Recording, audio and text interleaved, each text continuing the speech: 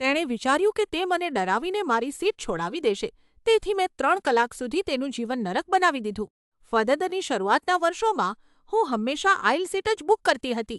એક ફ્લાઇટમાં વચ્ચેની સીટ પર બેઠેલા એક વિશાળકાય માણસે માંગણી કરી કે હું મારી સીટ બદલું. તેણે દાવો કર્યો કે તેના ટ્રાવેલ ડિપાર્ટમેન્ટે ભૂલ કરી છે. હવે હું એક દયાળુ વ્યક્તિ છું. જો તેણે નમ્રતાથી પૂછ્યું હોત તો મેં સીટ બદલી નાખી હોત. પણ તે એકદમ બદતમીઝ હતો. તેણે ખરેખર રસ્તો રોકી લીધો જેથી જ્યાં સુધી હું સંમત ન થાઉં ત્યાં સુધી કોઈ પસાર ન થઈ શકે. જે ક્ષણે હું ખસી તેણે બીજા મુસાફરો સામે જોયું અને કટાક્ષમાં કહ્યું, માફ કરજો, આ મહિલાને મારી સીટમાંથી ખસવા માટે મારે રાહ જોવી પડી. મારી સીટ? શું કહ્યું? એ તેની પહેલી ભૂલ હતી. આગળના 3.5 કલાક માટે મેં એક રમત રમવાનું નક્કી કર્યું. દર 10 મિનિટે મારે ઊભા થવાની જરૂર હતી.